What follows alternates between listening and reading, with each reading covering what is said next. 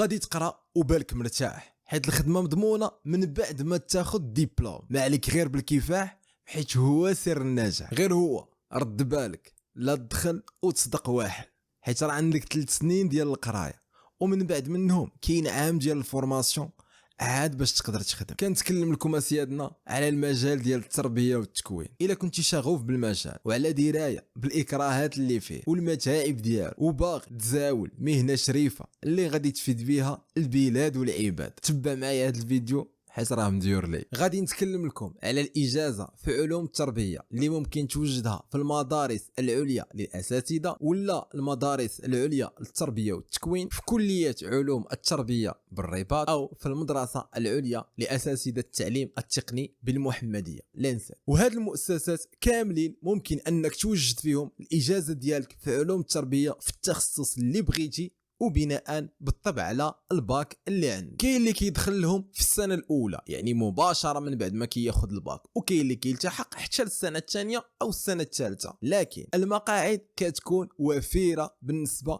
للطلبه ديال السنه الاولى مقارنه مع الطلبه ديال السنه الثانيه والثالثه كيف ما كتلاحظوا عندكم في هذا الجدول. اما بالنسبه لشروط الولوج للسنه الاولى فلازم انك تكون حاصل على شهاده البكالوريا ويكون السن ديالك قل من 21 سنه. وبالطبع كاين مجموعه ديال التخصصات. بالنسبه للتخصص ديال التعليم الابتدائي باللغه العربيه او الامازيغيه، زياده على مجموعه ديال التخصصات في التعليم الثانوي كاللغه العربيه، اللغه الفرنسيه، الفلسفه، التربيه الاسلاميه، الاجتماعيات والتربيه البدنيه، فهما كيقبلوا باك في جميع الشعب. الباك كما كان عندك ممكن انك تدفع لهم، غير كاين واحد معامل الترجيح اللي كيفضل باك على باك، يعني هو اللي كيميز واحد الفئه على فئه واحده اخرى على حساب الناس اللي كيكونوا دايرين التخصص وعلى درايه به مقارنه مع واحد اخرين اللي عندهم تخصصات مغايره وجايين باغيين يديروا هاد التخصصات. اما الا كنتي باغي مثلا دير التعليم في التخصص ديال الاقتصاد والتسيير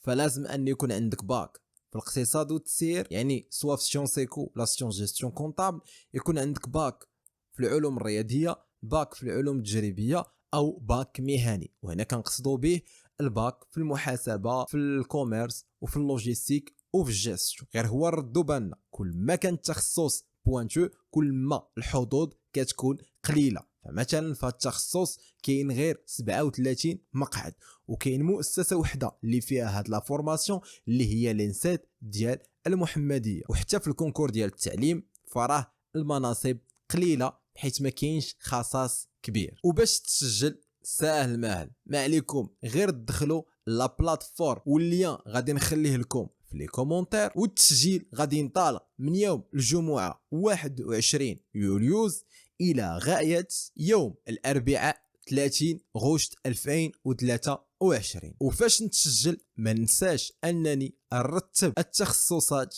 والمؤسسات على حساب الرغبه ديالي. ومن بعد المرحله ديال التسجيل كيجي الانتقاء التمهيدي، وهذا هو اللي عليه حاليا جدل كبير، فهو كيمثل 60% من النقطه ديال القبول. وباش يحسبوه هاد السنه غادي ياخذوا 25% من الامتحان الجهوي و75% من الامتحان الوطني، وغادي يضربوه في معامل الترجيح. هذا معامل الترجيح كيبقى على حساب التخصص اللي باغي دير. الاجازه في التربيه تخصص التعليم الابتدائي ممكن انك تدفع لها باك جميع الشعب، لكن كيفضلوا الشعبه ديال العلوم الرياضيه بحيث ان المعامل الترجيح فيها تيكون هو 1.5، وكتبعها شعبة العلوم التجريبية اللي كيكون فيها معامل الترجيح هو 1.3، شعبة العلوم التكنولوجيا اللي معامل الترجيح فيها 1.2، شعبة العلوم الاقتصادية والتدبير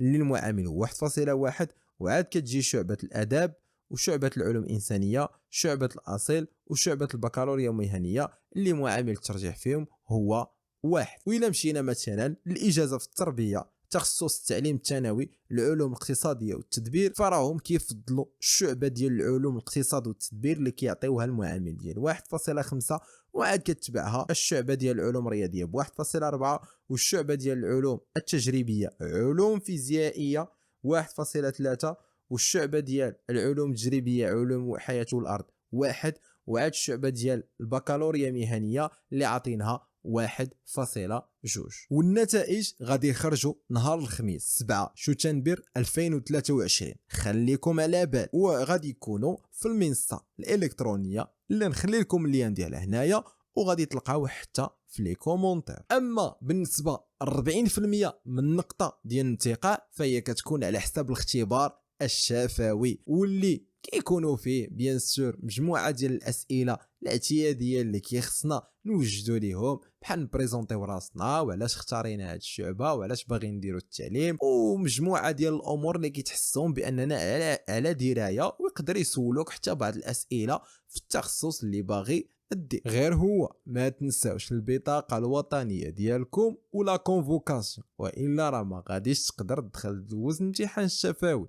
ونزيدكم تقدر تقصى في الامتحان الشفوي اللي عليه يلا 40% الى قدر الله وجبتي واحد النقطه اللي هي اقل من 3/20. كنتمنى لكم التوفيق والنجاح، وإلا عندكم اسئله وحده اخرى على هاد الاجازه خليوها لي في لي كومونتير. مع السلامه.